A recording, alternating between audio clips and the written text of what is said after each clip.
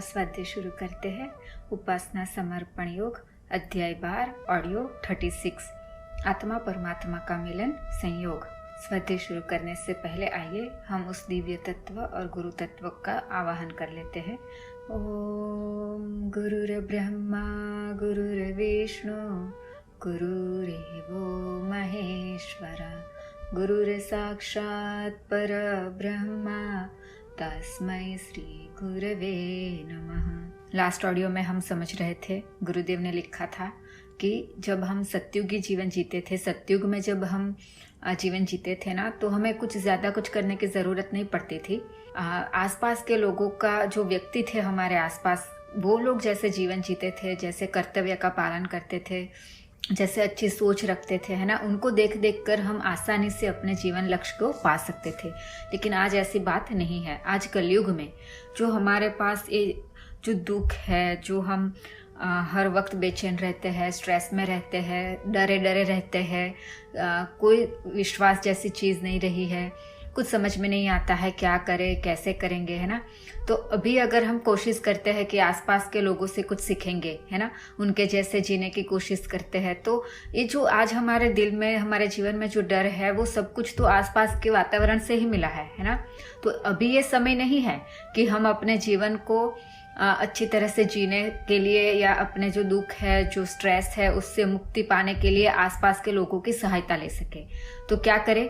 तो वो हमने आगे पढ़ा था कि गुरुदेव ने बोला था कि अगर हमें अपने जीवन सही तरीके से जीना है और डर से या फिर दुखों से या स्ट्रेस से, एंग्जाइटी से मुक्ति पानी है, तो एक ही रास्ता है कि ज्ञान आना चाहिए, है ना, ज्ञान चाहिए हमें। और वो ज्ञान कहाँ से मिलेगा? तो मैंने बोला था लास्ट ऑडियो में कि गुरुदेव ने 3200 बुक्स लिखी है। अभी ये जो बुक लिखी है ना 3200, वो इसलिए तो नहीं लिखी है कि वो पैसे कमाना चाहते थे, है ना। उनके पास तो बहुत पैसे थे, पैसे कमाने के लिए इतनी सारी बुक थोड़ी ना कोई लिखता है। ऐसा भी नहीं है कि उनको मान सम्मान चाहिए था, मान सम्मान पाने के लिए इतनी सारी बुक लिख ली। वो तो उनके पास वैसे ही था, है ना, क्योंकि उनके पास तो आत्मज्ञान था। उनके पास तो उन्होंने तो ऑलरेडी आत्मा का ज्ञान पा लिया था, परमात्मा को मिल लिया था, तो उनको तो जरूरत ही नहीं है ये सब लिखने की। तो किसके लिए लिखा? तो वो इसीलिए लिखा कि हम जैसे लोग जो सच में अपने लाइफ को बदलना चाहते हैं, सच में सुख और शांति का अनुभव करना चाहते हैं, प्यार से रहना चाहते हैं हम भी खुश रहे, दूसरे भी खुश रहे, तो हम लोगों को दिशा देने के लिए, हमें बताने के लिए हम कहाँ से सीखेंगे, कैसे पता चलेगा कैसे जीना है, क्या करना है ना। तो हमारे लिए वो बुक लिखी है। अगर मैंने तो देखा है 4 साल में मुझे ना, मैं बताती हूँ एक अपने जीवन का अनुभव। जैसे लास्ट ऑडियो में हमने बताया था, हमारे जीवन में इतने सारे डर थे, इतने सारे दुख थे, और कुछ समझ में नहीं आ रहा था कि हम कैसे उससे मुक्ति पाएंगे, क्या करें, किसके पास जाए। हर किसी, कोई भी हमें मिलता था तो हम अपना रोना लेके बैठ जाते थे, अपनी कंप्लेन करने बैठ जाते थे। मम्मी हो, पापा हो, भाई हो, बहन हो, मित्र हो, नेबर हो, जॉब पे मिलने वाले कॉलिग्स हो, हजारों लोगों से मैंने अपने दुख शेयर किए, हजारों लोगों से मैंने बात की कि हम कैसे इस डर से मुक्ति पाए, कैसे दुख से मुक्ति पाए, कैसे हमारे जीवन में सुख शांति आए। कोई हेल्प नहीं कर पाया, क्योंकि हर कोई मेरी तरह ही था, दुखी था। बस इतना था कि वो बताता नहीं था, और मैं थी कि मैं बोलती रहती थी, बताती रहती थी, शायद कहीं से कोई नुस्खा मिल जाए कि मेरे जीवन में खुशी आ जाए, है ना। 4 साल पहले जब मैंने पहली बार गुरुदेव की पहली बुक पढ़ी, और फिर उसके बाद जो मैंने पढ़ना शुरू किया उनको, 1 बुक पढ़ी, 2 book, 3 book, 4 book, 100 book, 150 book, पता ही नहीं चला कब मेरे जीवन में सुख शांति आने लगी। डर तो ऐसे निकल गए जैसे आज अगर मैं सोचूं भी ना तो मुझे हंसी आती है कि सच में मैं ऐसे छोटी छोटी बातों के लिए डरती थी, इतना डरती थी, और कोई दुख का कारण ही नहीं था, और मुझे हर चीज दुखी करती रहती थी। तो अगर गुरुदेव कहे, अगर सच में हमें जीवन में सुख चाहिए, शांति चाहिए, डर से मुक्ति चाहिए, दुखों से मुक्ति चाहिए, आनंद का अनुभव करना है ना, तो मेरी लाइफ का अनुभव है, मैंने जो पाया है, मैंने जो इन सब से मुक्ति पाई है ना, बस पढ़ के उनकी बुक पढ़ी, उनको समझा और जीवन में इम्प्लीमेंट किया। बुक पढ़ी, उनको समझा, इम्प्लीमेंट किया, तभी जाके हजारों लोगों ने जो मेरा दुख सुनने के बाद मुझे एक नुस्खा नहीं दिया, वो सारे दुख मेरी सिर्फ बुक पढ़ने से चले गए। और अगर रीडिंग अच्छा नहीं लगता ना, तो ऐसे स्वाध्याय सुना कीजिए, जो गुरुदेव की बुक पढ़ते हैं, जो ऑडियो बना के रखी है इतनी सारी, वो सुना कीजिए। सच में यकीन नहीं होगा, लेकिन सच में एक दिन ऐसा आएगा ना, कि आप सारे डर से मुक्त हो जाओगे, सारे दुखों से मुक्त हो जाओगे, और जो उलझने हैं ना लाइफ में, उसके एक एक उलझन का उपाय उसमें मिल जाता है। मेरा तो अनुभव है, मेरी तो सारी उलझने चली गई, सारे डर चला गया। आज कुछ भी जीवन में आ जाए ना, कोई फर्क नहीं पड़ता। इतना विश्वास है ना कि परमात्मा मेरे साथ है, कैसा भी दिन आएगा, कैसी भी परिस्थिति आएगी, मैं हंस के ऐसे निकल जाऊंगी। तो आप सबसे यही प्रार्थना है कि बस स्वाध्याय सुनिए, बस सुनने के लिए मत सुनिए, उसको चिंतन कीजिए और उसको अपने जीवन में लाने की कोशिश कीजिए। आगे पढ़ते हैं। कायाकल्प में पुराना शरीर छोड़ना पड़ता है और नया ग्रहण करना पड़ता है। ये बात सही है कि पुराना एक क्या कहना चाहते हैं? कायाकल्प का मतलब पुराना शरीर छोड़ना पड़ता है और नया ग्रहण करना पड़ता है। मतलब पुराने जीवन को छोड़ना पड़ेगा, नया जीवन शुरू करना पड़ेगा। अब तक जो कर रहे थे उसको छोड़ देना पड़ेगा और नए तरीके से, नए सलीके से जीवन जीना शुरू करना पड़ेगा। तो आइए देखते हैं कि क्या कहते हैं गुरुदेव। विवाह होने पर वधू पितृगृह छोड़ती है और साथ ही अब तक का स्वभाव अभ्यास भी। बहुत सही बात। देखिए, हम जो लड़कियां हैं ना, वो बचपन में माँ बाप के साथ रहती है तो हमारा जो जीवन जीने का तरीका होता है बिल्कुल अलग होता है। हमें कोई भी टेंशन नहीं है, किसी भी चीज की कोई परवाह नहीं है। जब मन किया उठ लिया, जब मन किया सो गए, जो करना था कर लिया। मम्मी पापा ने खाना दे दिया, जो इच्छा हुई मम्मी से मांग लिया, पापा से मांग लिया, सब मिल जाता था। लेकिन जैसे ही हम शादी करके जाते हैं तो हमारे पिता का घर छूट जाता है, और जैसे ही हम नए घर में जाते हैं हमें अपना स्वभाव भी बदल देनी पड़ती है, अपनी आदतें भी बदल देनी पड़ती है। हमारा पूरा जीवन बदल जाता है, 100% बदल जाता है। उठने का टाइम, सोने का टाइम, खाना बनाना पड़ता है, इतनी सारी जिम्मेदारियां आ जाती है, सारे शौक मारने पड़ते हैं, है ना। तो कैसे जीवन बदल गया एक ही रात में हमारा। तो बदला ना हमने। तो वैसे ही हम अगर परम पिता से मिलना चाहते हैं तो हमें भी अपना सारा जीवन, सारा स्वभाव बदलना पड़ेगा।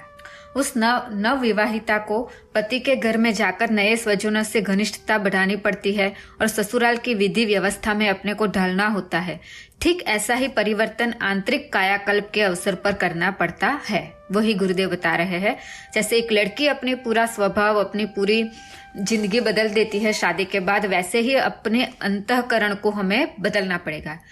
हमारी सारी सोच को बदलना पड़ेगा। हमने जो दिमाग में और जो दिल में बिठा दिया है वो सबको निकालकर नए तरीके से नई चीजें डालनी पड़ेगी, है ना। ठीक ऐसा ही परिवर्तन आंतरिक कायाकल्प के अवसर पर करना पड़ता है। आत्मबोध एक प्रकार से अंधकार का त्याग कर प्रकाश को वरण करना है। इसके लिए क्रांतिकारी कदम उठा सकने वाले साहस की जरूरत पड़ती है। ढर्रे में राई रत्ती अंतर करने से काम नहीं चलता। यह पढ़ने और सुनने की नहीं, सर्वतोमुखी परिवर्तन की प्रक्रिया है। गुरुदेव वही कह रहे हैं कि सिर्फ पढ़ने से कुछ नहीं होगा, उसको इम्प्लीमेंट करना पड़ेगा। और थोड़ा थोड़ा लाइफ में बदलाव करेंगे, थोड़ा थोड़ा छोटा छोटा, तो उससे कोई फर्क नहीं पड़ेगा। क्योंकि हमें तो पूरा कलयुगी विचार से सतयुग में जाना है, कितना बड़ा परिवर्तन करना है। तो हमें क्रांतिकारी कदम उठाना पड़ेगा, बहुत साहस की जरूरत पड़ेगी। खाने पीने में हमें कंट्रोल करना पड़ेगा, हमारा सोने में, उठने में, हमारे विचार में, हमारे जो जिसके लिए भाग रहे, सब कुछ बदलना पड़ेगा। तभी जाके जीवन में सुख शांति आएगी, है ना। आगे पढ़ते हैं। एक लोक को छोड़कर दूसरे लोक में जाने, एक शरीर त्याग कर दूसरे शरीर में प्रवेश करने जैसी इस प्रक्रिया को जो कोई संपन्न कर सके उसे ही आत्मज्ञानी कहा जाएगा। सही बात है।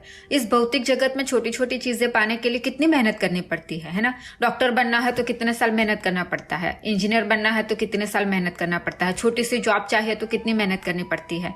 तो फिर ये तो आत्मज्ञान पाना है तो मेहनत तो करनी पड़ेगी। ऐसा नहीं है कि बस सुनने भर से हमें मिल जाएगा। उस जो सुना है उस पे काम करना पड़ेगा, उसके लिए बहुत साहस की जरूरत पड़ती है। आत्मबोध और आत्म साक्षात्कार इसी स्थिति का नाम है। ब्रह्म संबंध, आत्मदर्शन, दीक्षा लाभ, चक्षु उन्मीलन, दिव्य जागरण, इसी को कहते हैं। बहुत सारे नाम है इसके, है ना। हमने कहा है अलग अलग नामों से, अलग अलग तरीके से, अलग अलग एग्जाम्पल से एक ही बात सिखाई जा रही है। तो ये सारे उसी के नाम है कि हमें आत्मबोध हो जाए। यह छलांग जो लगा सके उसे इस दुस्साहस का परिणाम दूसरे ही क्षण परिलक्षित होगा। सही बात है। अगर कोई तरवैया है, वो समुद्र के अंदर जाएगा तभी उसको मोती मिलेगा। कितनी मेहनत करनी पड़ेगी। ऊपर ऊपर तैरने वाले को कुछ नहीं मिलता। वैसे ही सिर्फ सुनने वाले, सिर्फ सुनकर एक कान से सुनकर एक कान से निकालने वाले को कुछ नहीं मिलने वाला। सुना है तो उस पे अमल करने के जिसके अंदर साहस है, जो उस पे चलने के लिए हिम्मत करेगा, उसी को ये परिणाम मिलेगा और उसी को चखने को मिलेगा कि शांति किसे कहते हैं, आनंद किसे कहते हैं, आत्म कल्याण किसे कहते हैं। आगे पढ़ते हैं। यह छलांग जो लगा सके उसे इस दुस्साहस का परिणाम दूसरे ही क्षण परिलक्षित होगा, अपने को तत्काल नरक में से निकालकर स्वर्ग में अवस्थित अनुभव करेगा। सही बात है, मैंने फील किया है। अगर हम इसके इम्प्लीमेंट करते हैं ना, सच में ऐसा लगता है जैसे स्वर्ग में आ गए हैं। पहले मैं मेरी फ्रेंड से बात करती थी ना, हमेशा रोती रहती थी। अब मैं जब भी उससे बात करती हूँ तो मैं उससे कहती हूँ ऐसा लगता है जैसे पूरा जीवन बदल गया, जैसे स्वर्ग में आकर रहने लगी हूँ, इतनी शांति का अनुभव कर रही हूँ। सच में होता है। अगर आप सुन के एक कान से नहीं निकालोगे, उस पर इम्प्लीमेंट करोगे, उस पर काम करोगे ना, तो आप भी फील करोगे कि जैसे नरक से निकल के हम स्वर्ग में आ गए हैं। मैं क्या हूँ? इस प्रश्न का समाधान इतना बड़ा लाभ है कि उस समस्त संसार की समग्र संपदाओं को निछावर किया जा सकता है। सही बात है। अगर मैं क्या हूँ इसका सही प्रश्न, इसका सही जवाब मिल जाता है ना, तो इतना अच्छा लगता है ना कि जो कुछ है मेरे पास आज, सब कुछ देने के लिए मैं तैयार हूँ। जो अभी मैं खुशी का अनुभव करती हूँ ना, उसके सामने कोई भी चीज मैं देने के लिए तैयार हूँ। तो आज का स्वद यहीं पे समाप्त करते हैं। सभी को प्रणाम।